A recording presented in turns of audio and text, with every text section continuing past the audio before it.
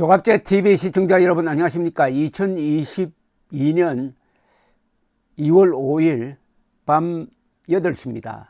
2000년대 이후 이 보수 진영에서 대통령 후보로 나온 사람들은 안보와 이념 관련 쟁점을 만들려고 하지 않았습니다. 사회 전체가 좌경화되니까 안보 문제, 이념 문제를 올리면은 오히려 역효과가 난다 하는 생각을 갖게 되었습니다. 그러나 윤석열 지금 후보는 다릅니다. 이분은 안보 문제를 가지고 표를 얻고 있습니다. 왜 그러냐 하면은 안보 문제를 과거식으로 방공 일변도로 하는 게 아니라 아주 스마트하게 공약을 제시를 하고 있습니다. 그러니까 팍팍 먹힙니다. 더구나 김정은이가 도와주고 있습니다.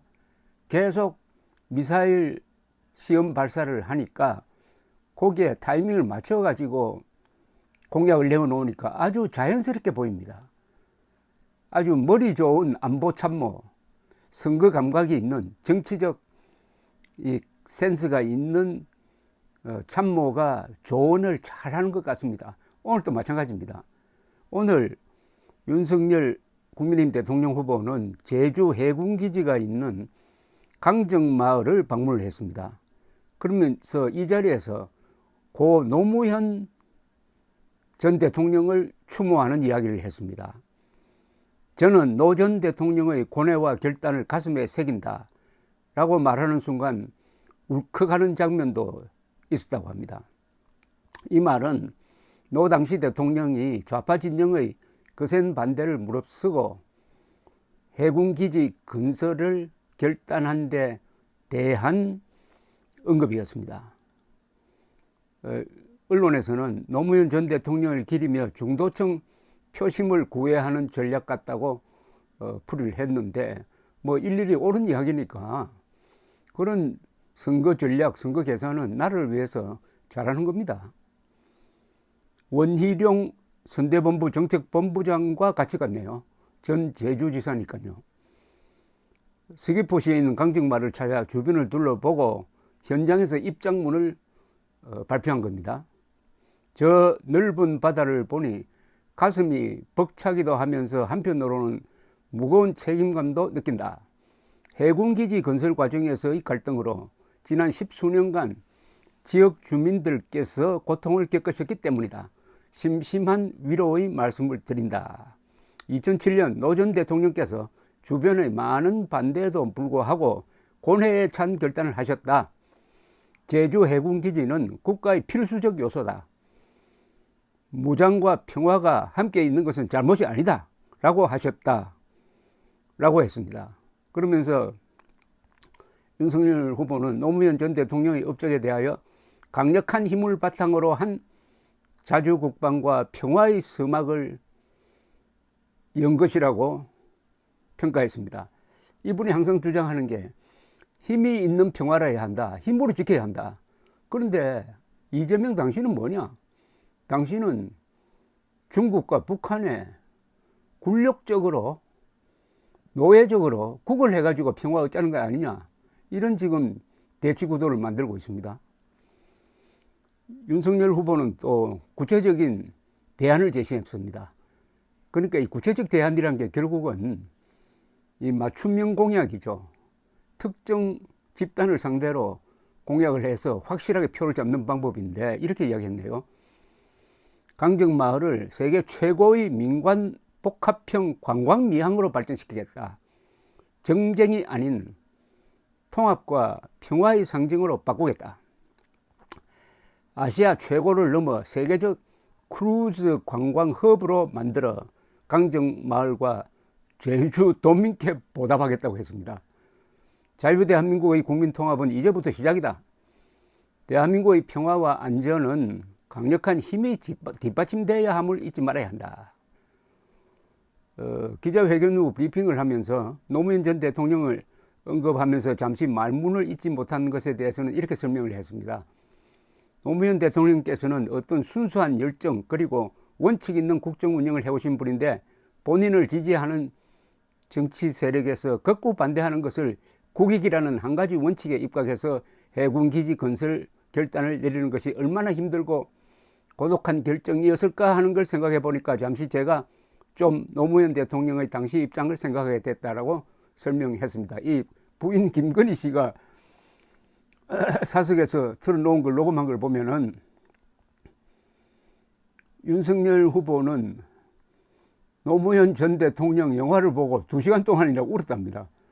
아주 심정적으로 상당히 공감을 가진 분으로 보입니다. 그러나 저보고 노무현 전 대통령 평가하라면은 김대중의 친북 노선을 그냥 이어받아 가지고 상당히 큰 문제를 많이 남긴 점은 우리가 잊어서는 안 됩니다. 특히 전시작전권 환수라는 선동적 용어를 가지고 세계에서 가장 잘 되어 있는 연합사 체제를 바꾸려고 한 것은 크나큰 실수였음을 부인할 수 없고, 퇴임 몇 달 남겨놓고 북한에 가가지고 김정일을 만나서 아주 굴욕적인 14선언을 한 것도, 그리고 종전선언을 계속 추진한 것도 잘못한 것입니다.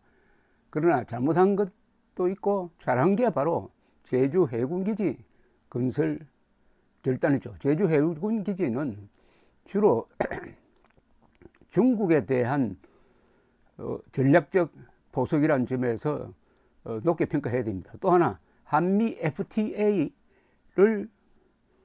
결단했습니다. 요 두 개는 제주 해군기지 건설과 한미 FTA에 대해서는 노무현 대통령 다음이 되니까 그 지지 세력이 완전히 반대로 돌아가지고 오히려 노무현 전 대통령을 욕보이는 그런 짓을 한 것도 우리가 또한 기억할 필요가 있습니다.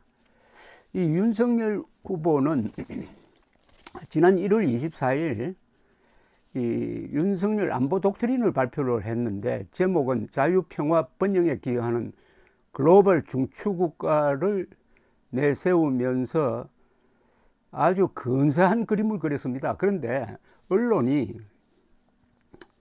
이 관련 보도를 좀 인색하게 했는데, 이게 사실은 가장 큰 공약입니다. 대한민국은 자유와 민주주의를 지키고자 크나큰 희생을 치렀다.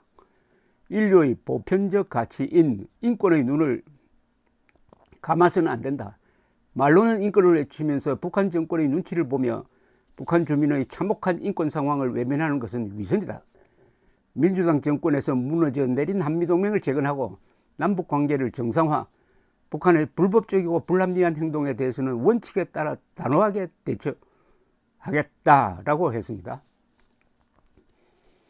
그리고 지난 3일 사자토론 때는 대통령이 되면은 미국, 중국이 아니라 미국, 일본, 중국, 북한 순으로 지도자들을 만나겠다고 말해가지고 이분이 한미일 동맹 정신을 확실하게 가슴에 새기고 있다는 느낌을 주었습니다. 사병들에게 최저임금제를 적용해가지고 월급 200만 원을 보장하겠다는 공약은 20대의 지지를 굳히는 데 결정적이었습니다. 오늘 제주도 가서 노무현 대통령을 소환해서 노무현 지지 세력 또는 중도층의 마음을 잡는 연설을 한 것, 이런 것과 사병들에게도 최저임금제를 적용하겠다고 한 것, 요게 다 아주 머리 좋은 참모들이 이 안보를 득표에 유리한 쪽으로 이렇게 개발하고 있다는 생각을 줍니다.